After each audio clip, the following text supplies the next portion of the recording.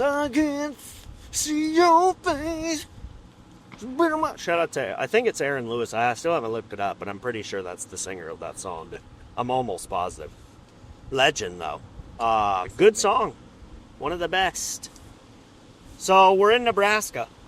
With my guy Ethan and Scott, who he was on his first podcast yesterday, and he's on his second one today. Technically, you were actually on a podcast today because it went into past midnight. Yeah. So technically, you went from doing 0 podcasts to 2 in the same day. Yeah. So we start lining day up. for I was about week. to say Yeah, start lining them up. Next couple months, we Let's just go. two a day.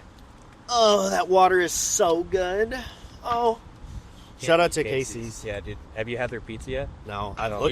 You're like the every time. 4th person that asked us, though. Yeah, So everyone keeps I saying guess that. we're going to have to get Casey's I would pizza. say before you leave, definitely check out Casey's Pizza. All right. So we have a couple of Nebraska-specific questions.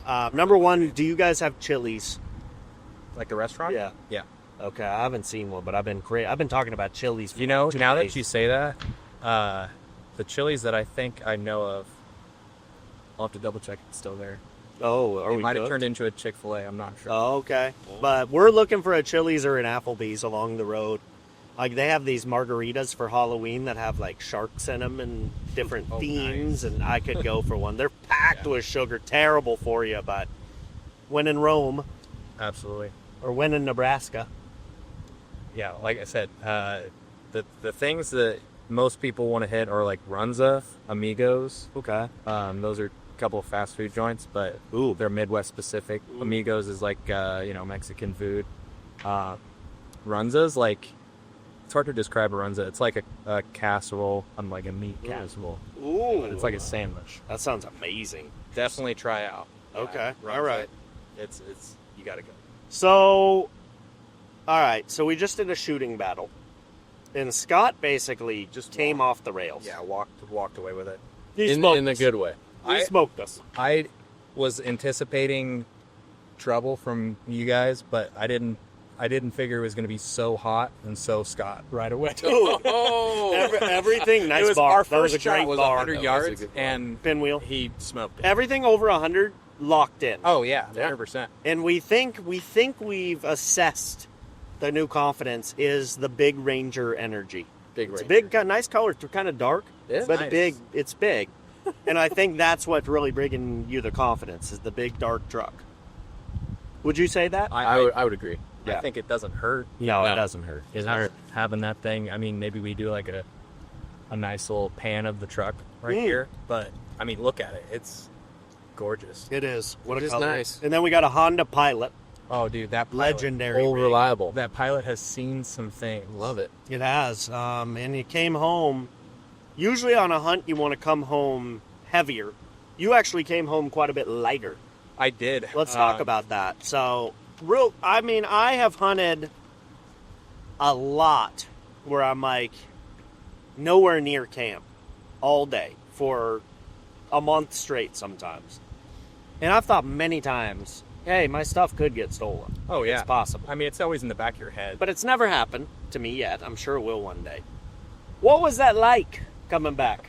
Your stuff's gone. So to give people a little bit of a background, I spent 16 days in Colorado, and on the 16th day, which was season ender, I had at this point made a great plan on a bull that we were calling Donkey Kong, and I had good plans to like go in there, and he was living off this first shelf that was about 1,500 feet up, and most of it's all like deadfall and like cliffed out stuff, so it's like almost impossible to get up to him, and in order to drop down on him, like it's an all-day event, you know. So I had been working this side, and I knew where he was using this side of the mountain, and then right at the end of season he switched and he went up to the other side of the mountain, and in some sense it was almost easier because I was like, I know this side pretty good, and now like he's on this side, but I can hear this side way better than I can hear this side, so I knew exactly where he was, where he was locating, and so I had a fanger plan to go in on him, and I went up, and I had left camp that day at 5:30 a.m. and then spent basically the entire day hunting, and then gotten back to camp at like 9:30 that night. And yeah, I mean, I rolled up into camp, and my first thought was like, okay, I probably moved, like, where did I move to? And like instantly it was in the back, because at this point I've moved camp 2 or 3 times over the mountain. I've been there 16 days, and I've kind of just popped around and jumped around to, at one point I was camping lower with some people originally, and then once the spot moved up higher on the mountain, it had better service, and I was like, Yeah, that's always having service at camp is nice. super nice. And so now I do gotta say, quick tangent, started from the bottom, but now I got Starlink, baby. oh dude, Oh. yeah, Yeah. I feel wealthy out there. Oh, yeah. I feel yeah. it And just even the exudes service that they wealth. have out there, you You can't know. even, like, I was having problems, like, you couldn't post a video. You would be able to post pictures, but if a video had just too much data or whatever, much, yeah, so it was like, it was bad. And so just kind of updated Instagram throughout pictures and stuff like that throughout what I could. And then yeah, coming back to camp, I was like, for sure, like, I left all my coolers at the other camp, and I'm just remembering that, like, I put them up here, and then I was like, it kind of crossed through your mind that it's like, no, they were here. You know what I mean? Like, you don't ever want to be like, oh yeah, for sure, I just got my stuff jacked, you know? Yeah. But it hit me when the only thing that I had seen that they left was a trash bag. And at this point, I'm like, oh my gosh, maybe, like, you know, you go through all of the scenarios. Maybe like Forest Service, like, thought this was an abandoned camp, and they've got all my stuff on a trailer, like, you know. And then I was like, the trash can there, man. Like, they left the trash bag. Like, if it was Forest Service, they would have cleaned up the camp. The whole or whatever. thing. Yeah, exactly. And so, yeah, I was looking around, and it was like kind of hitting me, like, what all I was missing in like Wow. chunks. And I was like, at first it was like, oh shoot, my coolers are gone. Like, that sucks. And then I looked over, and the brand new hammock I had bought, it was missing. And then I looked over there, my camp chair was missing. And then I was like, oh, for sure they stole my archery block. No, I And saw that- yeah, that. and That video, was you need to post that as a reel. Dude, That's the funniest part of the I whole. couldn't believe it. It was like, yeah, for sure they did. And so they obviously that archery block was missing too. And so then in my head, I'm like, I don't even know. Like, my first thought was like, it just happened. Yeah. You know what I mean? Right. Even though it probably happened at 7 a.m. Yeah. You know what I mean? Right. In my head, I was like, oh, dude, like, maybe. I must have just missed Yeah, it. yeah, exactly. Yeah. So I drove up the mountain thinking in the back of my head that maybe I would find a cooler or, you know, a trailer with some coolers or something. But, I mean, there was nobody up on the top side of the mountain. I drove all the way back down, and nobody, you know. Wow. I looked in a couple of Wow. camps just to see, like, how bold would it be to steal something and then be camping. But also, Yeah. but also, it was like my last ditch effort at trying to find my stuff. And so, Wow. That's terrible. yeah, I think mainly what sucked the most is, like, it didn't even hit me that, like, my hunt was over right away, because, like, I was just missing stuff and, like, trying to figure out. My brain was just all over the place, and I was like, dude, oh, this sucks. Like, I wonder what was in that dry storage. Like, I had some camping stuff, and then I started thinking about it, and I was like, I don't have any coolers, dude. Like, if I killed that bull tomorrow, like, what am I gonna do? What am I supposed to do? Yeah. And so I started calling around, and the nearest place that had a cooler would have been like 3-hour drive. Oh, so I was like, jeez. I'm not even trying to do this anymore. Yeah. I was like, I felt like there was, like, the day before. So, like, it was basically just me up there for the last, like, 6 days. I had gotten in between camps, basically. Joel and Alyssa were supposed to be there. Alyssa was planning on spending 3 days, and she got altitude sickness right away. And so she had swum off the mountain. And then Joel got sick. And so, like, I think I hunted 1 or 2 days with Joel, maybe. And, I mean, it was just basically, you know, it was just him kind of getting out to an easy spot to try to hunt, you know? 'Cause Yeah. It was just, he started getting a head cold and a fever, and it just wasn't good, so. And you lined up with some guys from Texas, right? That Yeah, first so. out? That was yeah, cool. Yeah, so they had been camping there the year prior, too. And, dude, like, you should, I've got some video of it. I'll end up making a video with it. But their camp is, like, they brought 2 deep freezers. Oh, cool. A generator, I canvas, I bring a and freezer. Oh, on some dude, of our yeah, hunts, it was the setup. That's the way to go. The setup, and they cooked so much. We had, like, gar patties one night. That's cool. Awesome. Yeah, dude, they had a gumbo, like a grouse gumbo that they had. No way. Yeah, dude, they were just. So when I got up there and I started talking with them, he was like, "Yeah, we remember you from last year." Yeah, and so we kind of talked, and so it wasn't that evening, but then it kind of started me thinking that I was like, man, like, really what I want to do out here is I want to get something on film. And if I'm filming and hunting, it's just so hard. I Yeah. mean, you guys know. Yeah. And so it kind of hit me that I was like, I could probably tag along with them, and I might be able to get some footage for them, and it'll be beneficial for both of us. That way, if somebody kills, then they've got it on camera. We can just review cool. footage, and you know, if we need to look at the shot or whatever. So That's very valuable. That's one thing I really like about super filming valuable. is you know, if you're unsure of something, you can just review yeah, the tape I mean, or even the audio. Yeah, sometimes. before we even went to go get Lane shot a cow, and before we even got into the woods to look at the arrow, we knew exactly where the shot was and where it came in and where it exited and what to expect, looking for the elk, and it was a good shot. I've never seen, so get this, we're shooting at camp the day of that evening. He shot that cow, and we're shooting, and we're shooting just behind camp, like his dad's kind of in camp, and he was like, Lane, your arrows are like real loud. He's like, I don't know what, like. So I started looking at him. Dude, I've never seen so much helical in my life. Like this. Oh, dude, I'm like, yeah. And I think he said the archery shop did it for him or whatever. Yeah. But his arrows were whistling. Yeah. To the point where at 35 yards, that elk ducked the arrow. Oh yeah. She heard that shot and went down, and it came in a little high, but like you see it exit, and you can see it on the other side of her. I mean, it's double long. She went 60 yards and piled up. Perfect. So, but yeah, it was wild. It's pretty wild. Yeah, that's not fun. I mean, getting something stolen like that just, makes you not trust people and feel kind of just this like nasty feeling, it's just like such a bummer. And not only that, but what I think about is, what if you had been, I don't know, that was your only food and water? No, I know. I could have. That could have been really bad. A 3-day spike camp. And or your something, car's broken down or yeah, something, exactly. and then now you have no food, water, and no transportation. Like, I mean, it's a hypothetical, but it's certainly possible. No, and just no regard for No. someone else who, whoever did that. I'm pretty sure I know who it was too. The day before, I had seen a couple of logging crews that were on the mountain that looked kind of scallywag. They were definitely some rough dudes, but I don't know if that's who did it or not. But I just have a hard time thinking that another hunter in that same unit would end up stealing from us. Everybody that we talked to was so nice. Right. We talked to a guy that had been hunting that mountain since the 90s, and he was like, never had anything happen. And now, Wow. Do you bump into a lot of hunters out there? When we first got out there, it was busier than I've ever seen it. That spot that we were at in the unit, I just felt like it was a popular spot. I feel like you get anywhere outside of where we were at, you could probably open up with, not so much pressure.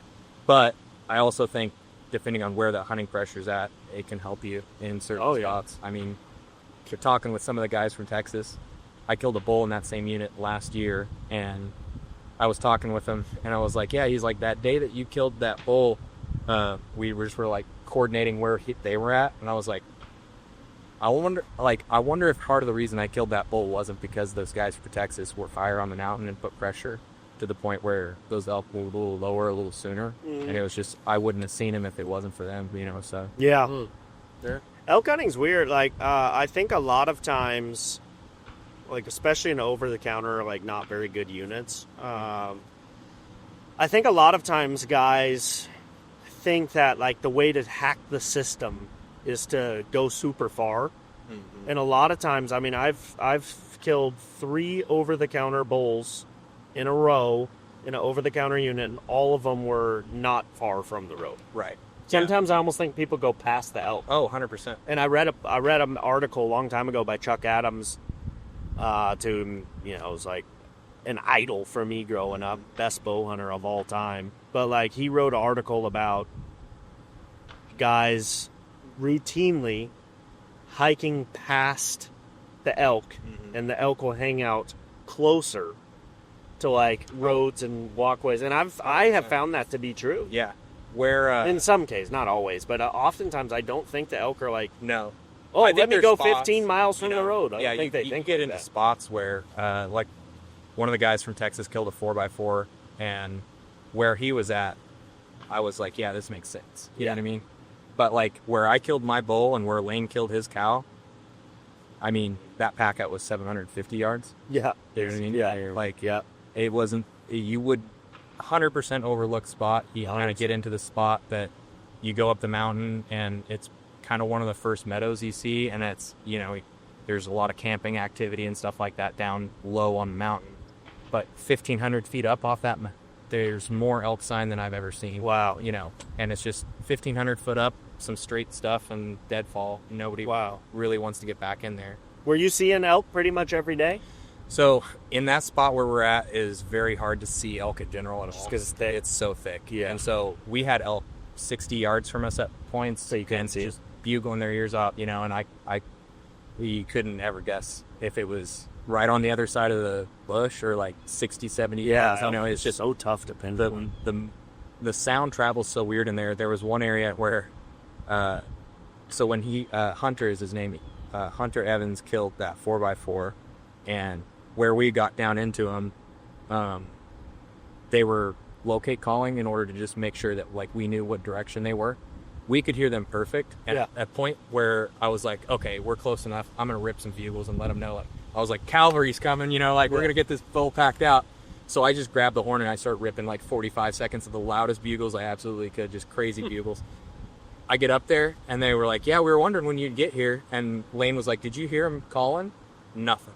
Really? Nothing. We were 200 yards away from them. They couldn't hear us at all. We could hear them like it sounded like they were 50 yards. Isn't that something, huh? So, just weird how that travels throughout the mountain.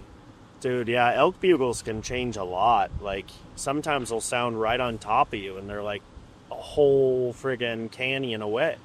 But it just depends, like, how the echoes work in certain different areas. Yeah. And, we just went on a crazy elk hunt in New Mexico for my dad. Unfortunately, he did get one, but how long were you guys there? It was awesome. The whole season, so 10 days. Season was 10 days, and we were scouting for 6. And, I mean, we were covered up in elk.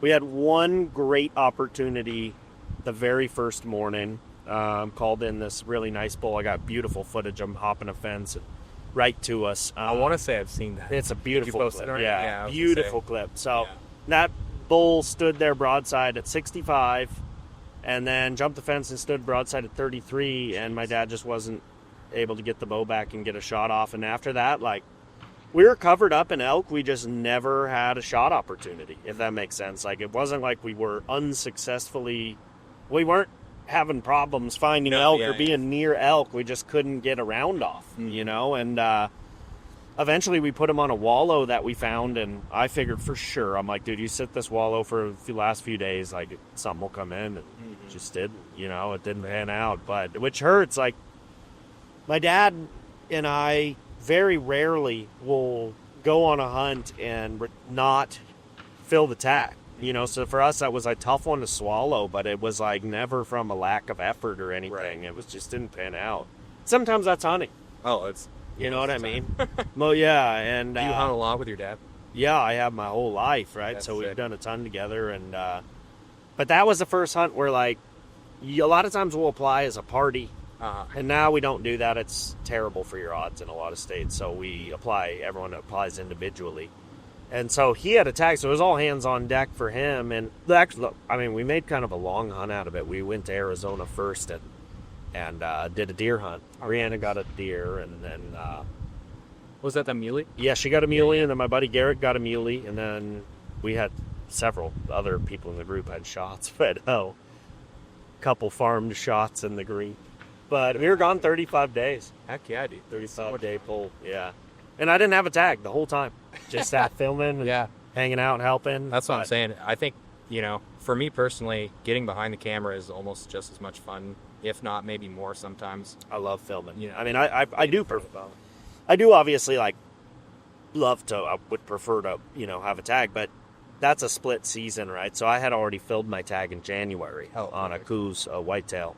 So I didn't have a tag, and then of course elk hunt, only my dad had a tag. But, you know, I've also shot more stuff this year than probably ever. I've shot 9 things this year, which, like, nice. When you're not hunting, it's a trip to me coming out and, like, hunting Oklahoma or something, because I'm like, I can fight 5 or 6 does in a day, you know, like, or whatever the laws are. But, like, you can shoot a lot stack bodies, and it's not the same like where I'm from. Like you're lucky to get one or two things. Yeah. Oh yeah. So even though like my hunting season here is somewhat wrapped, it's crazy to have 9 things that I've shot this year.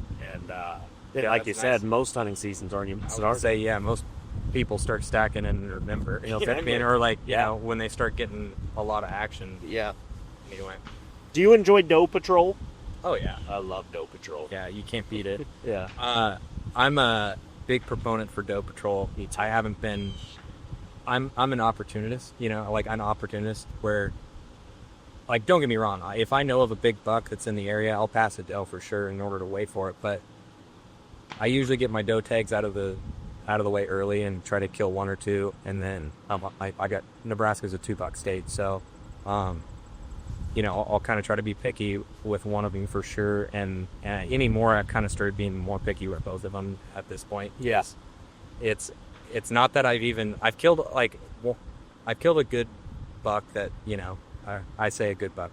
Well, for me, like I shot him because it was the biggest buck I'd ever had in front of me, you know. Yeah. So I say he's probably 120. You know. Yeah, I'd be nothing crazy. We go. But it was an opportunity that I wanted to fill my tag on, so I was happy with it. But then coming off the back of that, now that I'm like, okay, now I'd like the whole game of like, all right, you know, you've killed something that's maybe something similar to it. Like, you always kind of grow with that first one, sure. You know, and it's like, okay, you know, stuff I would have been passing for sure, you know, like, or stuff I wouldn't have shot. passed, Now you're yeah. passing, yeah. Which is always fun because you get to see more deer, and anymore with the video stuff that I've been doing is like, I kind of like having him work in if I can and get as much video as possible. And then if I have an opportunity past that, that's great. I might consider that. But it's like, for me, it's like, if you can kill them on camera, that's as much fun for me as having a, you know. It's a whole nother challenge, whole nother piece to the puzzle, you know. And how many does can you shoot in Nebraska? So you can keep buying tags until they sell out, pretty much. I'm pretty sure. Yeah. So I usually get 2 right off the bat. Yeah, like a season's choice antlerless, I think was what they call them. And then I think you could pretty much fill. So you can get like almost up one. Yeah. I know. I want to say there was one guy that killed 10 10 in a year, and it was just had the area for it, you know. And it was just, you know, he needed the doe's gone, and he was like, this is the best way to do it, you know. Oh, dude, it was so funny when I went out hunting with Badlands and last year in Oklahoma. It was so funny because, you know, all I've ever hunted is Western states my whole life, you know. So I go out there and Where we're were you like, hunting? where? Yeah. As far as state. Oklahoma. Oklahoma. Okay. So I go out there and they're like, yeah, so, you know, this is like your stand or whatever that we're going to put you at, and you can shoot, I don't remember the exact numbers. They're like a buck and 4 does. And I was like, I can shoot, what was that? Yeah. They're like, yeah, you can shoot 4 does. I'm like, okay.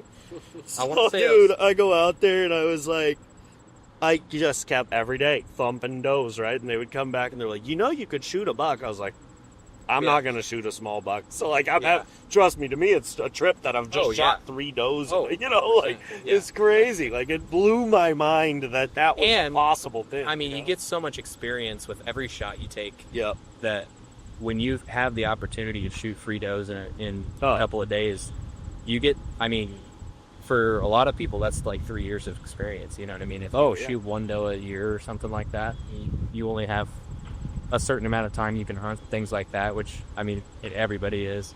But it's, you know, when you get to have that experience and start stacking that. It's great knowledge. Oh, man. I think it's the best way to do anything like that.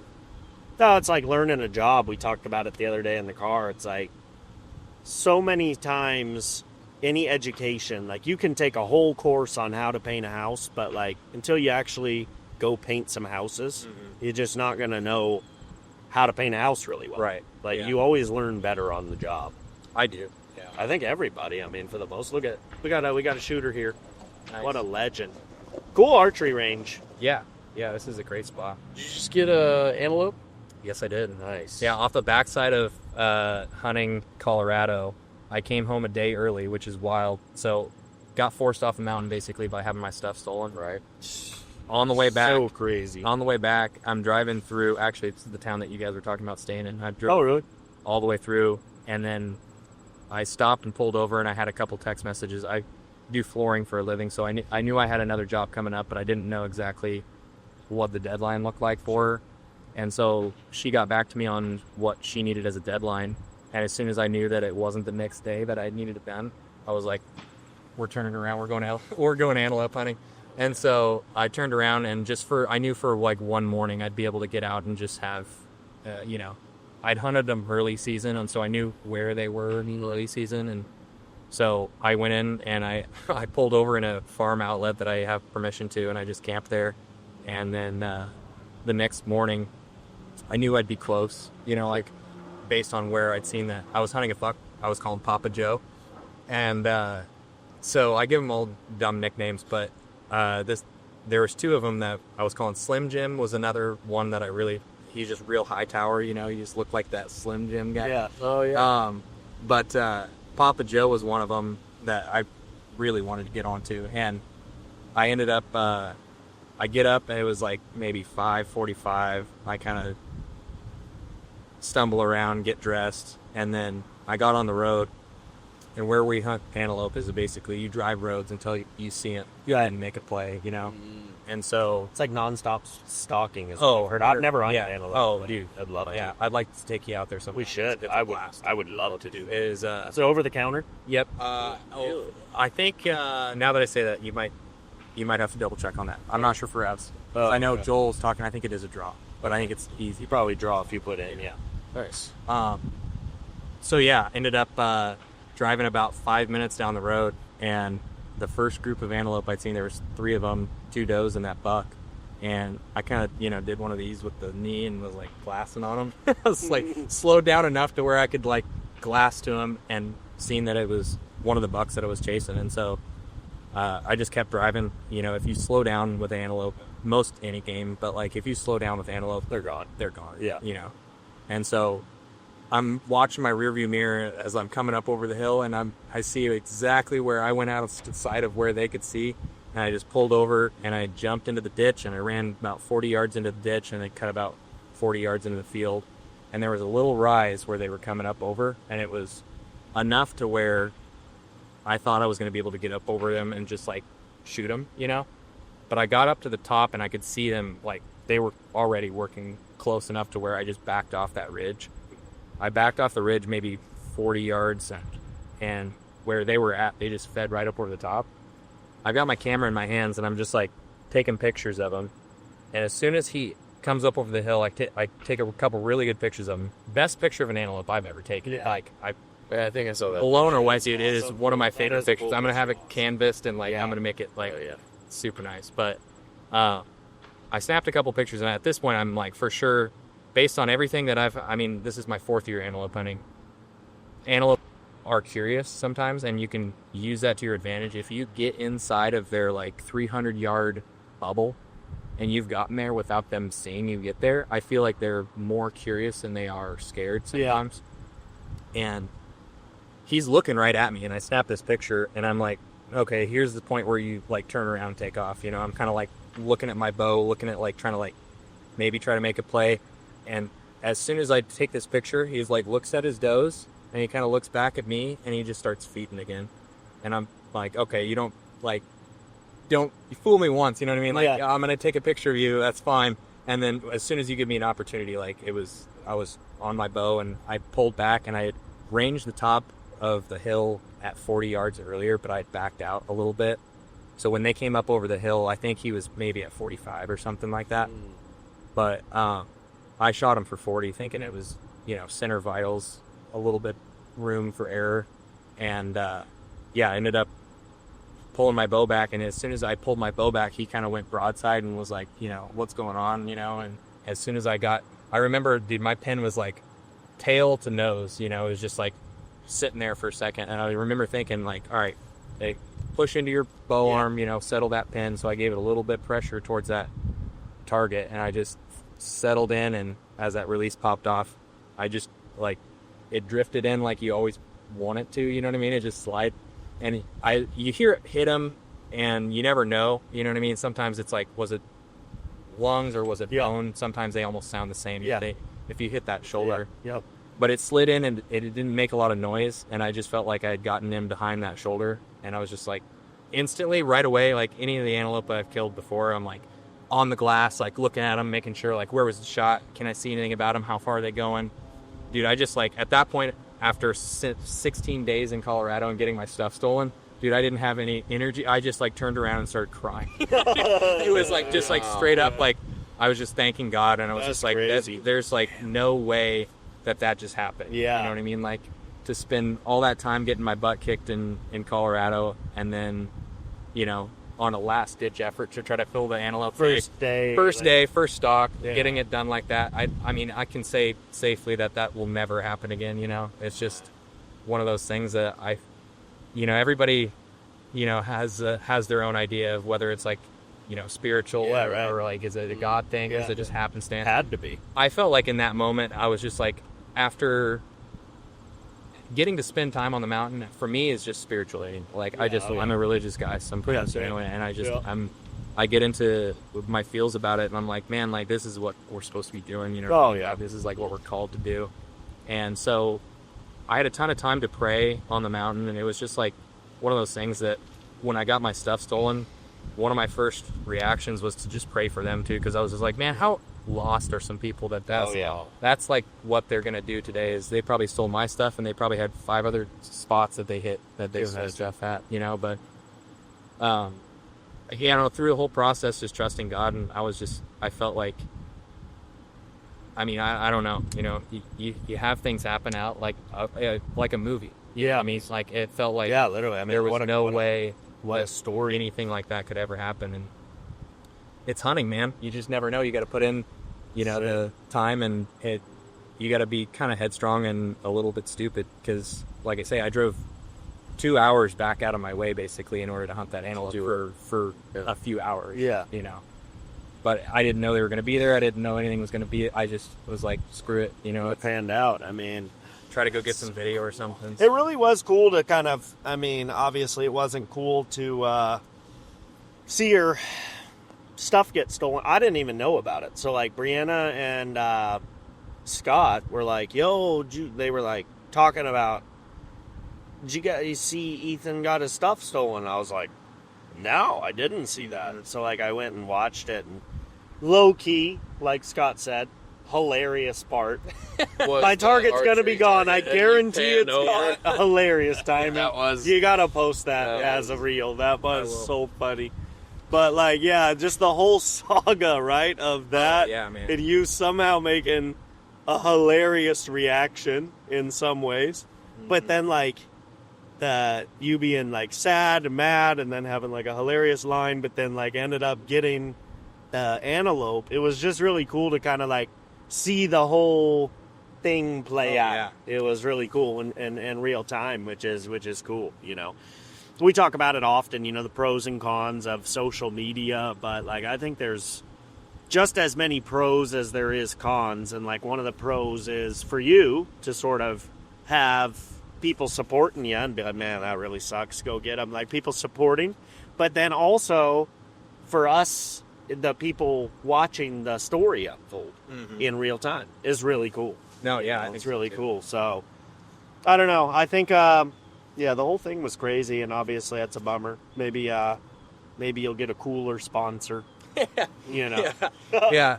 Get some Igloo sponsor. Give me a Yeti sponsorship or something. Yeah. Yeah, I am thankful that, you know, the stuff that I had, none of it, I mean, all in all, I think they probably got away with about $1,000 worth of stuff, which it sucks, but when you consider if your cameras were there, I had my laptop and my camera and my bow, you know, and if who knows what type of people they were, maybe if they saw my vehicle there, they wouldn't have stopped, but maybe they would have stopped. So, you know, I'm happy that I wasn't there when it happened. It is, if I was out taking pictures and they saw a nice lens and a camera, they probably were going to want that too. You know?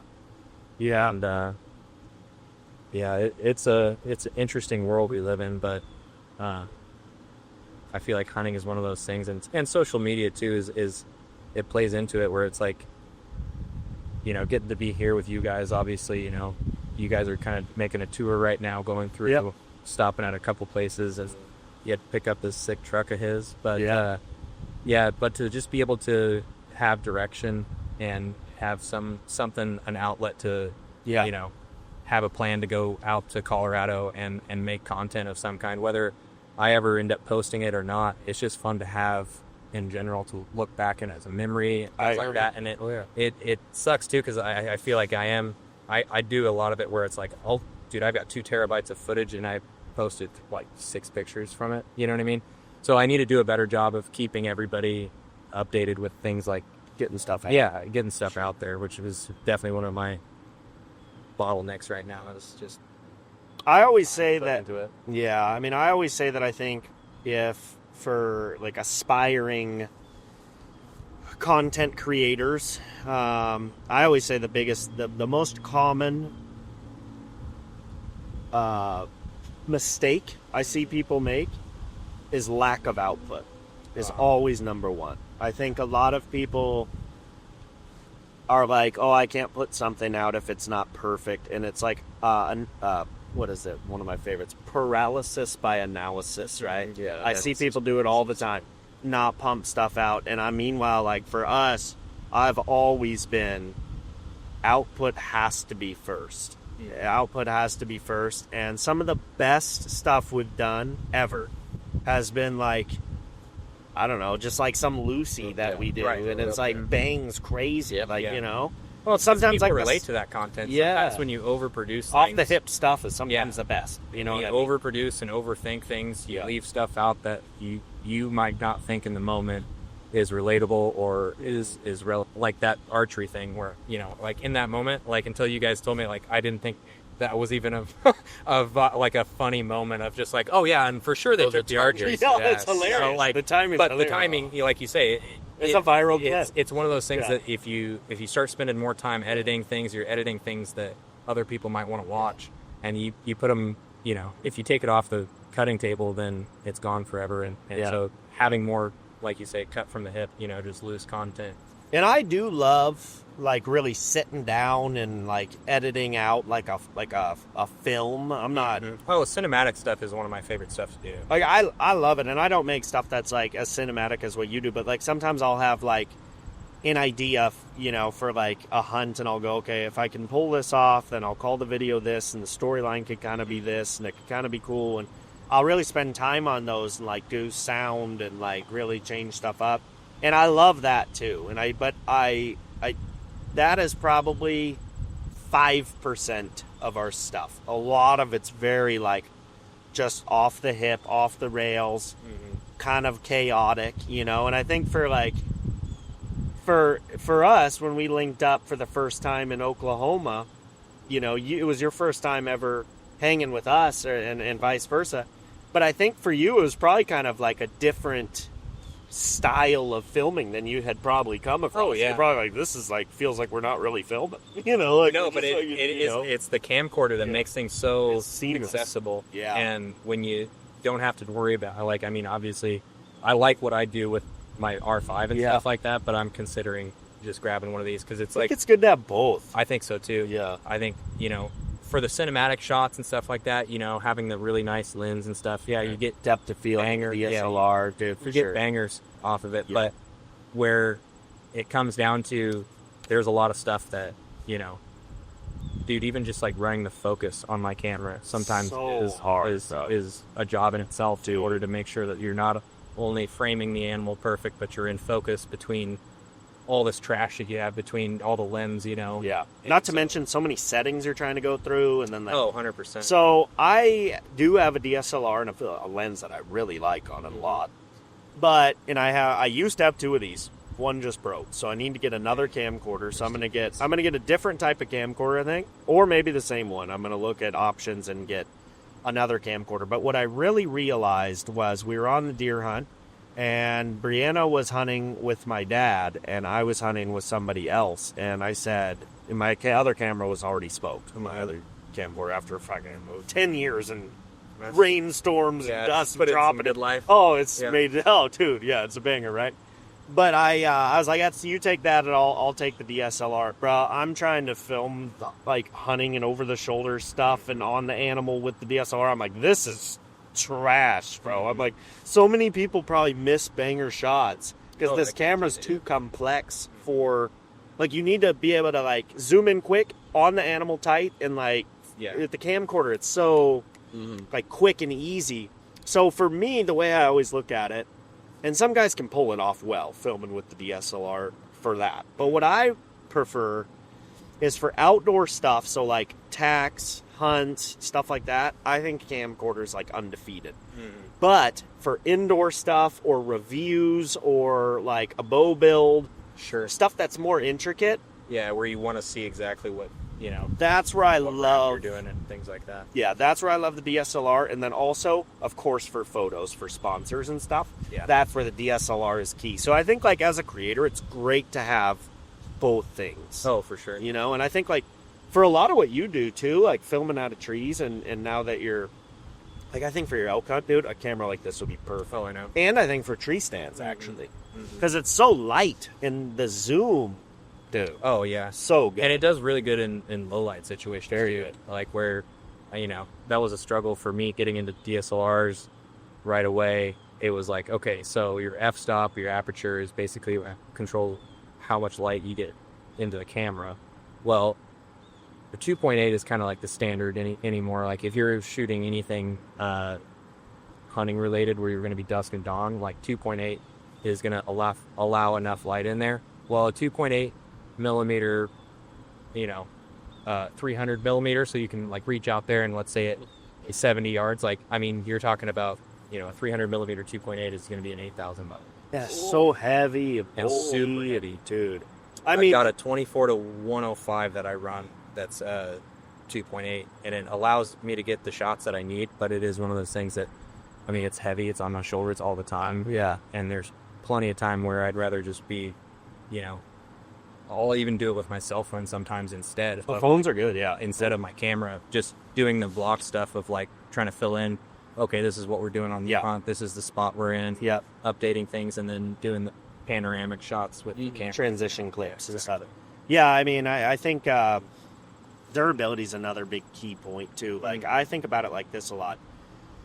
So for hunting, a lot of times, obviously you're outdoors, and outdoors is rough on stuff. Dust, dirt, water, you name it. And if by chance I was on a hunt and broke one of these cameras, it's $1,000. Right. You know what I mean? It's like, it sucks. It sucks. Right. But it's $1,000. Yeah. But if you smoke a lens and your body and the whole deal, like, dude, you could be really cooked. Oh, absolutely. So I like that too. And then the durability. I literally in Hawaii dropped this camera off a cliff and it was fine. The mic broke. Yeah. But the camera was fine. So I like the durability and but yeah. And I think that was a good pod. I think we're gonna wrap it. Yeah. I think we're gonna wrap it and get on the road, dude. But I appreciate you. Your story's epic. And if you guys haven't checked out Ethan, his content's amazing. And he getting in the game more and more. So definitely go check him out. And I've got a YouTube channel that's I put all the wildlife stuff on. I'm posting on it's called the Wildlife Hard Drive, and it's just basically just wildlife stuff. You're never going to see me hunting on that channel. The channel that I am going to start doing more on, that I've already got to post. I've got some stuff posted to it, but I'm going to start posting my hunts. It's Poor Man Media, and then my Instagram's just Ethan_Burrow. There you go. Check him out. Like I said, phenomenal stuff. He's going to post that clip.